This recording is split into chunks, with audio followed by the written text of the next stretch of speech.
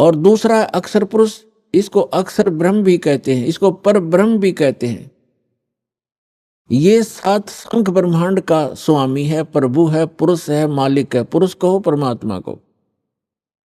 श्रीमद् भगवद गीता अध्याय नंबर 15 के श्लोक नंबर 16 में कहा कि 2 पुरुष हैं इस संसार में, पृथ्वी वाले लोकों में, और ये भी नाशवान और इनके अंतर्गत जितने प्राणी हैं वो भी नाशवान है। जीव आत्मा किसी की नहीं मरती, वो तो पशु पक्षी की भी नहीं मरती।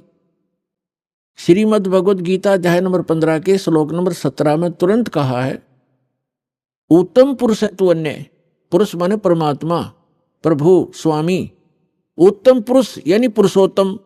पुरुषोत्तम तो इन दोनों से कोई भिन्न है। सरपुरुष और अक्षर पुरुष, जो 16वें श्लोक में बताए, इनसे कोई भिन्न है, वो वास्तव में परमात्मा कहा जाता है। उत्तम पुरुष है तू अन्य परमात्मा इति उदाहरत। यह लोक तरम आविश्य विभर्ति अवय ईश्वर। उत्तम पुरुष यानी पुरुषोत्तम, श्रेष्ठ भगवान, सही परमात्मा तो इन दोनों से कोई और है, अन्य है, और वही परमात्मा कहलाता है, वो परमात्मा कहा जाता है। और वही तीनों लोकों में प्रवेश करके सबका धारण पोषण करता है। श्रीमद् भगवद गीता अध्याय नंबर 15 के श्लोक नंबर 1 से 4 में एक विशेष विवेचन है कि उल्टा लटका हुआ संसार रूपी वृक्ष जानो, जिसकी ऊपर को जड़ तो समझो मूल मालिक है, वो उत्तम पुरुष है तू अन्य जो है वो तो है जड़, मूल, और उसके बाद जो जमीन से बाहर दिखाई देता है वो सारा पेड़ होता है। उसके फिर विभाग बताए हैं। जो तना है वो अक्षर पुरुष है, और उससे कोई मोटी डार निकलती है वो सरपुरुष समझो।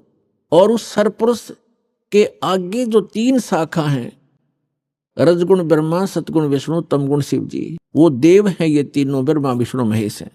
और 5 रूप संसार, उस परमेश्वर ने श्रीमद् भगवद गीता अध्याय नंबर 15 के श्लोक नंबर 1 में बताया है। उसी का विवरण अपनी सिंपल लैंग्वेज में सच्चिदानंद गणब्रह्म की वाणी में कहा कि अक्षर पुरुष एक पेड़ है और सरपुरुष वाकी डार। सरपुरुष कहते हैं ज्योत निरंजन काल को, और इस काल के 3 पुत्र हैं, रजगुण ब्रह्मा, सतगुण विष्णु, तमगुण शिव जी।